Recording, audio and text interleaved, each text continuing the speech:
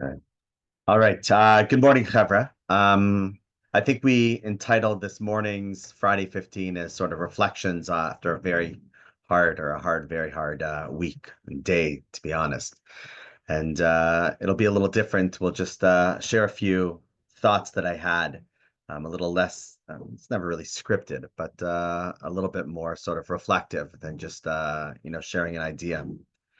So there's a few things that I was thinking of that I wanted to share. One was, at the end of this community thing, you might have seen Danielle reference to it, the Federation we put on this small little, it was supposed to be originally before everything was happening, just a webinar on, how to talk to kids about what's going on around the world. And then obviously everything shifted. And we closed that ceremony with Hatikva. And as I'm sure it is with all of you, anyone who, sings these songs or davens their tefillos, their prayers over the course of the past 16 months, there's different insights or thoughts that pop up in your mind always that were never there beforehand. They were always there in the tefillah or in the song, but we weren't attuned to those verses in the way that we are during different times, and they take on different meanings. So one of the things that struck me very deeply when Hatikva was being sung at the end of that short little 15-minute community gathering was in Hatikva, it says the words, Od lo avda tikvatenu. We still haven't left or lost our faith, our hope. And I thought to myself how interesting it is that when that was first established as the national anthem, and I apologize, I didn't have time to research what year it was and exactly when, and I know there were different forms of what that anthem was and different texts and versions. But those words that were said in the beginning of when it was there, we still haven't lost our hope. It's interesting that when you establish, your resettlement in your ancient homeland after thousands of years, you would feel like the national anthem should say, "We got it, we're back, and it's finished." But for some reason, and I always feel it's divine intervention, the words of "we still haven't lost our hope after 2,000 years" means that even after we got the land back to be able to settle, God still knew, and the words of those songs still knew that we'd have to maintain hope. That it wasn't going to be now that we've made it, it's the end point. It's not there yet. Who would have thought after having gone through everything we went through for 2,000 years, and after the near destruction of our people, which we knew wouldn't happen because it's a promise that God gave us. I'm coming this morning from a bris. A beautiful, bris of an 8-day old boy. And a bris, a covenant, means that we are in this deal with God where we don't give up on him and he will never give up on us. And therefore we're eternal. Our bond is eternal. It's not just that we have this relationship, we have a bris, we have this covenant, these eternal bond. And so when we thought we were going to be destroyed and we weren't in 45, and we reestablished in 48 the return to our land, you would think we would have said, that's it. Like we finally made it and we don't have to not lose hope anymore. We've made the end. But we haven't.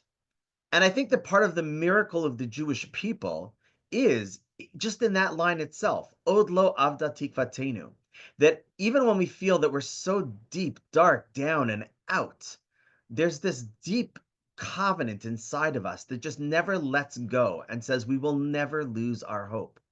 And I think what a person has to do in order to maintain that is they hold on to any piece. Rabbi Nachman, I'm learning a piece with some chevra that speaks about that when a person's in those down moments in life, what they have to do is remind themselves of those moments that they were higher and know that those will come back again. And just the remembering of those glory days shouldn't get one depressed, but should make a person feel like, you know what?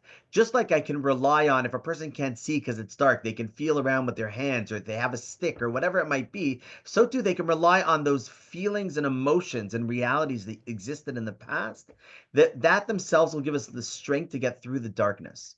And very often there's small little reminders along the way that just say, by the way, even though we feel sometimes God is hard to see, he says, I'm always there, even in the darkness. Afilu bahastara, as Rabbi Nachman says, even in the darkness and the hiddenness. Obviously we're not going to unpack what's happened over the past 24 hours, but in the moment of the greatest, darkness that we felt in a while, I can't help but not have said a little bit of a thank you to HaKadosh Baruch Hu over what I think is nothing short of a miracle than absolutely not one person being killed in what could have been possibly the greatest tragedy since October 7th. I saw pictures of those buses. I'm sure you've seen pictures of those buses. There are 3 of 5 of those buses that should have been detonated at a time where it was rush hour.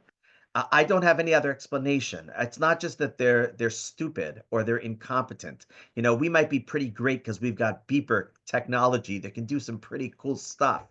But putting explosives in 5 buses that are timed to go off when it's supposed to be packed. I don't think if we didn't stop for a second and say that one of like literally the greatest tragedy since October 7th was just on its own took care of itself, nothing takes care of itself.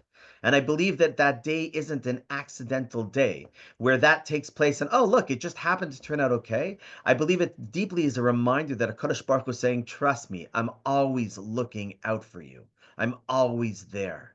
There was something else that actually happened. I didn't share it with the chevra that I have to share it with, but I'll share it with you first, and I'll share it with them afterwards. I got a call. You might have remembered about 15, 14 months ago, there was a big rally in Washington. And some of us, even on this call, we're going to fly down together. And whatever, the planes got canceled. We had 2 chartered flights. It was crazy what happened. And then the last second, literally the night of, they just said, sorry, we can't take both. It wasn't anti-Semitic. It wasn't anything. It was meant to be that we didn't go. And I told the chevra at that point, I said, listen, they'll refund the tickets, but okay, so we're not going to stand in Washington for a couple of hours, but maybe we can do something for Israel with that. So those who want to redirect their money will donate it to something that Israel will need. So I reached out to Magen David Adom, and the generosity of people that redirected their tickets, and those that didn't, I understand it was a lot of money as well, and that's not a judgment, but about $150,000 was raised, and we were able to buy an ambulance. I kid you not. Yesterday, I get a call from Magen David Adom. They say, I apologize. I'm going to use language I don't really normally use. They said, I know it's a crappy day. I apologize for the language, but we have some news for you. They said the ambulance is going to be ready. We just found out. I'm like, you know what? What better news on a day where we feel that, everything is lost, that we're going to put something on the roads collectively. It started 14 months ago. That today was the day. They didn't time it that way. It was just, I said, when you think it's going to be ready, let me know. So they said, we just got the word that it's going to be ready, probably in or around Pesach time. We just wanted you to know first in case you wanted to come. I'm going to see if I can make it over there. People are welcome to come. I'll ask the whole whatever. But like what started 14 months ago happened to have landed on that day where it says, by the way, you know what we're going to put out there? The way the Jewish people are going to respond? We see what they do with their ambulances. We're going to put something on the floor that's going to save lives, it's going to bring life into this world, and that's going to continue what we always do. When they focus on hate and pain and destruction, we're going to focus on love and healing and bringing life into this world. And even at the bris this morning that I was Zocha, that I merited to be at, where one of the names of the baby was Meir, and they said, because we need a shining light during this time. And I told the family, one of the blessings that we say at a bris is Zeha Katan Gadol Yiyeh. This is a small kid, one day he's going to grow up. This is a small little light. One day he could be a bonfire illuminating the world. It's a process over time that unfolds as it happens. But we realize that ultimately, right at that moment, we say this blessing of B'tamai Chayi. We live with our blood. And what does it mean we live with our blood? It means that on one hand, you look at the world and what their bloodshed is to try to destroy and to bring everything evil into this world. And we sit there and say the covenant that we have with God is we dedicate our sweat, blood, and tears to building and doing good in this world. And I think there's one more thought that if we tether it, as we always do in this week's Parsha, which is important, there are certain lines that are very famous for the Jewish people. This Parsha has one of them. This Parsha, Parshas Mishpatim, has the 2 words of Nasa v'Nishma. Nasa and Ishma are known as being, those are 2 words we should remember as Jews. They were recited by the Jewish people at Har Sinai when God said, you know what, I'm thinking of giving you the Torah. Do you want it? And all the other nations, the Medrash says, well, what's in it? I want to see if it's a good deal. And one nation said, what's in it? He says, well, it says you can't kill. They're like, you know what? Listen, I don't know if we can sign up for that. You got to do what you got to do. Another one says you can't steal. The nation said, you know what? He came to the Jewish people and said, do you want this? And they said, Nasa v'Nishma, we'll do it and tell us what's in the package afterwards. And everybody says, that's crazy. I mean, I'm not a businessman, but before you sign the deal, you want to know what the package is. But they said, so was our deep connection and trust in God after all he had done for the Jewish people, that we said, we know you have our back. We know that the book might be a little bit difficult and challenging. It's going to be a growth book. And ultimately, we might not even understand everything. And if we sit there and try to understand everything, just like I said, some of the tefillos that I've been reciting for 50 years only came into full 3D vision this year when I understood what they meant. Right? So too, when we sit there and say Nasa v'nishma, it means that we have this bond with God that we say, we trust you through everything. We'll do whatever you need. Nishma means we'll understand it afterwards. Obviously, we have on a simple level, we'll give three different pshatim and understandings of what that means. On a simple level, it means that let's be humble enough to realize we can't understand everything. If we waited to understand everything about the universe and everything about life, we wouldn't do one thing. But what we do is we do, right? And over time, we start to understand more and more as it happens. Or we take it on to say we'll do it, and then we start to learn the importance of it. If we just wait, and that's why we start our education with kids, if we had to sit there and explain, do you understand exactly why tefillin is so beautiful? It's beautiful. What does it mean to bind your hand, your heart, and your mind, your actions, your feelings, and your thoughts towards everything godly? That understanding alone is so powerful. A kid can't understand that. And unfortunately, when adults start learning about that, it's so hard to get into the muscle memory of just saying, I'm going to commit to doing it. But the understanding of that, we say, Nasa will do it. Nishma, over time, will start to understand the beauty and the complexity of what it adds to our lives. And I think so much of Jewish life is coming into clear focus through the experiences that we have. I just shared with the relative of Keith Siegel a posting I saw about his I think it's his uncle, that spoke about that when he was in Gaza, that's when he decided to keep Shabbos, and he became vegan because he didn't want to eat not kosher. And when he got out of when he was freed as one of the hostages a couple weeks ago, he said the first thing he wanted was a Shabbos dinner and make sure to bring a kippah and a kiddush cup. And they're like, you never do that stuff. Somewhere in the deepest of darkest moments, he got this sense of wait, and it says, I can share you the text that he sent around was, I just had to say, what does it mean to belong to the Jewish people? If they're going to be doing this to me because I'm Jewish, then what does it really mean to connect to being Jewish? Right? Nasa, I'm just going to do it. Nishma, now later down the road, I'll understand it. It's part of a much bigger picture. But I think there's one more piece to Nasa v'nishma, which is so important. When the Jews accepted the Torah, they didn't say, E'eseh ve'eshma, I will do and I will understand. That's not what they said. They said, Nasa, we will do and will understand. That there's this collective agreement. So God says, listen, it's impossible for a Jew to live a Jewish life on their own. Right? The first thing the only thing God said in all of creation that's not good, he did a pretty slam dunk job on creation. But God criticized his own creation. There's only one thing he said it wasn't good. Right? After all the days of creation, he looks back and he says, Lo tov lios Adam levado. You know what? There's only Adam. It's not good that Adam's alone.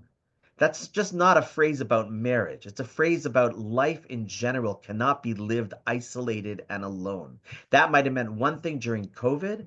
It means another thing during this battle. And it means another thing as we strengthen our Jewish identity and people. It's not done alone, it's done collectively. It's a naaseh, we will do, vinishma. And then we'll understand that as a people. And therefore, when we say those words even, which become rallying calls of yachad ninatseach, together we will win, on one level, that means, yeah, when we fight hard together, we win. On the flip side, it means if we support each other, we encourage each other, we help build people up during difficult times, and each encourage others to take and to do, to nasa, to do more, then ultimately, that's Nenatzeach. That's how we will win as well. So there's no, obviously, answers to understanding things. Nishma means we'll understand at the end of days. Yesterday, last Friday, we spoke about Nishma as being when you hear something you have to do. Here also means understand. So we do things in this world. At the end, Nishma, we'll look back, we'll understand how it all fits together. Things that we started 14 months ago on certain days will come into fruition that we never saw take place. Last night, we had this event with this amazing person who got a call from this colonel at 2:30 at night on October 11th saying, I need army boots. He's an occupational therapist. He told us the story about how he happened to get his number out of nowhere. And he said, I need 88 boots for my guys. price. And he ended up raising 78,000 boots to send to soldiers. And he said it all started because my name was Yakir and the base was Yakir. And he says, you want to know why Yakir? He says, my parents always called me by my English name Kenneth because they said, you know what, the Nazis will get you one day. I don't want you to go by your Hebrew name. Go by your English name. You're Kenny. When he was 4 years old, his teacher said, your Hebrew name is your real name, not your English name. You're Yakir. He went back. He told his mom, I'm only going by Yakir. He said, you know what? If my teacher, when I was 4 years old, didn't make me go by the name Yakir, I would have been known as Kenny. The Yakir unit wouldn't have reached out to me thinking, hey, maybe the Yakir over here who does some Amazon buying can help me. I would have never gotten the call. Sometimes the nishma, the understanding, takes place later on. But one thing for sure we know, if you don't nasa, if you don't do, nothing will happen. And therefore, nasa, we should do as much as we can together. We should realize that even during the darkness, Hashem is always there. The miracles are happening around us every second. There are ones that unfortunately we don't understand. In the end, we'll understand it all only after 120, after the final stage is set. And in Mitzvah, we should be zoches. We enter in. This is called Shabbos Mavorchim, a Shabbos where we say a blessing over the new month. It's the month of Adar. Adar is the month where we remember that there's an Amalek, that there is evil. We've seen evil like we can't even imagine evil. The past 24 hours in certain ways have been the most evil that we can remember because it's so isolated and clear what the evil is. But what Adar reminds us is not just to remember that there's Amalek, but to remember V'nafochu. At the end of the story, we end up on top. We should merit to see it like they saw it by Yamim Ahim in those days, Basman Hazeh in our days. And this month should be the month of joy that it's meant to be, with everything being clear and everything that has to be turned upside down, turned right side up to the way that it's meant to be. We should merit to see that speedily in our days. Chevra, it's wonderful to welcome new babies into this world this week. It's wonderful to take on new things, new actions, and to bring that light into the month ahead, that Hashem should shower the big light for all of us. Chevra, wishing everyone a great Shabbos. It's really nice to see you. Shalom. Shabbat shalom. Shabbat shalom, Chevra. Shabbat shalom.